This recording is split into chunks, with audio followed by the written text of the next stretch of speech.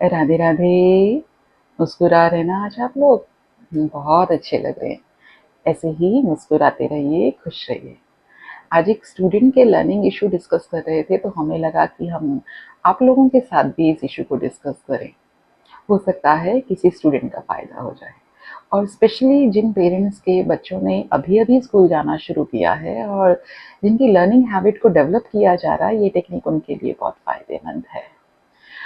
अक्सर क्या होता है कि हम जब अपने बच्चे को लर्निंग हैबिट में डालते हैं, किसी टॉपिक को याद करवाना शुरू करते हैं, तो उसके टॉपिक को ईज़ लेवल देने के लिए हम उसे ट्रांसलेशंस देना स्टार्ट कर देते हैं साथ-साथ। फॉर एग्ज़ाम्पल कोई क्वेश्चन याद करवाना है, तो हमने उस क्वेश्चन को आसान भाषा में ट्रांसलेट कर दिया।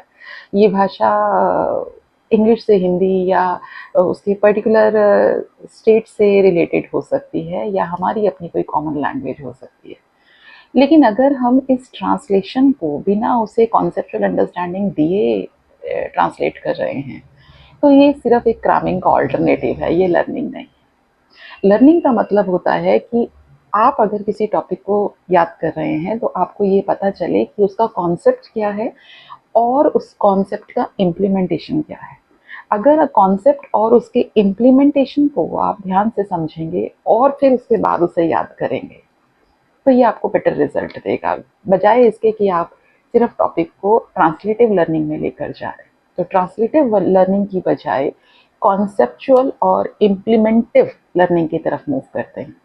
इससे आपकी लर्निंग हैबिट्स के साथ साथ आपकी नॉलेज और विजडम में भी सुधार आएगा, आपकी वोकैबुलरी में सुधार आएगा, क्योंकि जब हम कॉन्सेप्ट समझते हैं, उसका इम्प्लीमेंटेशन समझते हैं, उसकी प्रैक्टिकलिटी को समझना शुरू हो जाते हैं।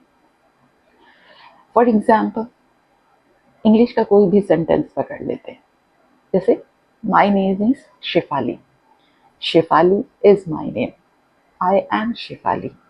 अब ये तीन डिफरेंट सेंटेंसेस हैं जिसमें तीन डिफरेंट इंग्लिश के रूल्स यूज हुए हैं।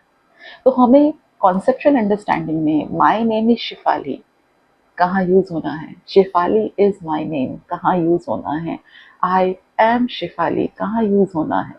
अगर ये कॉन्सेप्चुअल अंडरस्टैंडिंग हमें हो जाए, तो हमारे कम्युनिकेशन स्किल्स तो सुधरेंगे ही, उसके साथ साथ हमारी लर्निंग स्किल्स भी सुधर जाएंगे और इससे हमारे ग्रेड्स बेटर हो जाएंगे।